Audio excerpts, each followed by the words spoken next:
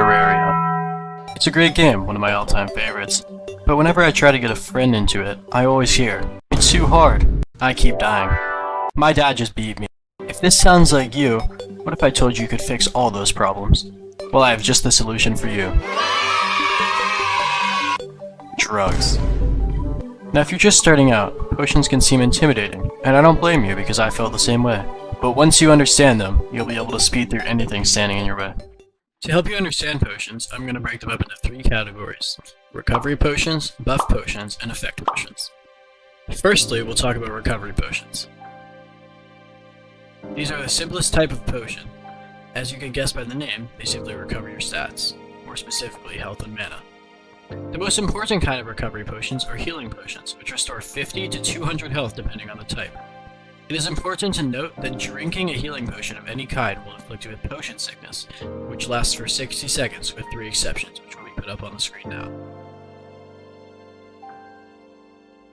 While inflicted with potion sickness, you cannot consume any more healing potions. In total, there are 9 recovery potions which restore health. However, I would only recommend you to use 4 of them. I'll put an image up on the screen of the 4 main healing potions, their recipes, and when to obtain them. The other ones are bottled honey, which can be made from a bottle while standing in honey, restoration potions, which can be crafted or found in shadow chests in the underworld, eggnog from presents, strange brew from skeleton merchants, and mushrooms, which can only grow on grass. Next up are mana potions, which, as you can guess, restore mana. There's a smaller selection of mana potions, with there only being 3 types, which I'll put up on the screen. Instead of inflicting you with potion sickness, they instead inflict you with mana sickness for 5 seconds, which lowers your magic damage up to 25%. That's all for recovery potions, so let's move on. Before I move on, I will say that you need an alchemy table or bottle to craft any potion, as well as bottled water. These are all very simple to obtain. You can get bottles from turning sand into glass in a furnace and using it to craft them. Bottles can only be placed on a platform or workbench. You will also need bottles to get bottled water, which can be crafted with empty bottles while standing in a pool of water. The alchemy table has the same function as the bottle, with the only difference being that all ingredients used to craft a potion have a 1 in 3 chance of not being consumed. Alchemy tables are found in the dungeon after defeating Skeletor. Next up are buff potions, which I categorize as potions that affect your stats such as critical strike chance, defense, or damage. If you are struggling with bosses, these are what you need to be using, as there are some very powerful buff potions which are relatively easy to obtain. Some buff potions are class specific, but most of them aren't, can make a massive difference during boss fights.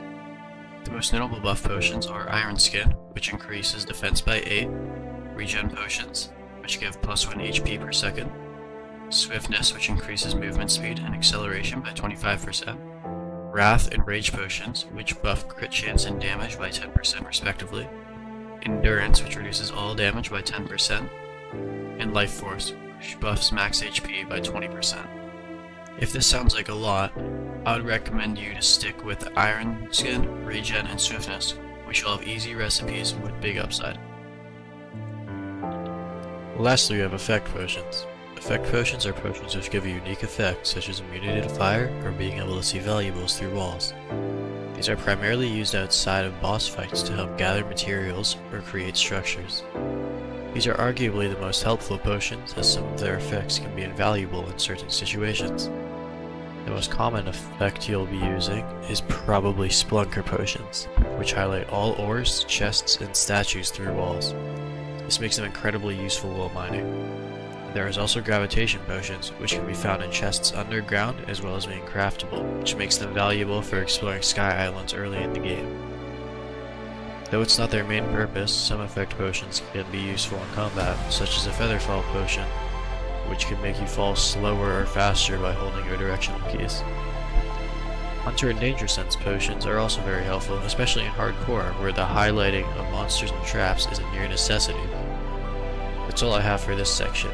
Overall, effect potions tend to be more situational, and to help out, I'll put up an image on the screen of the most common use cases for each potion.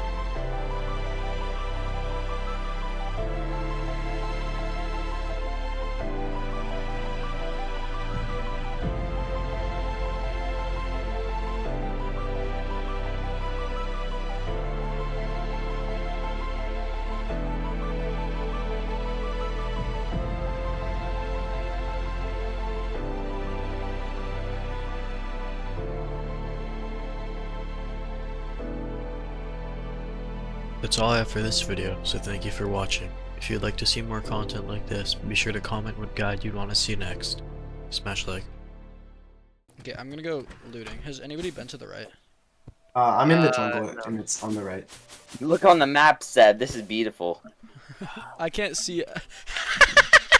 Let me look at the map. Oh my god, it's a work of No. art.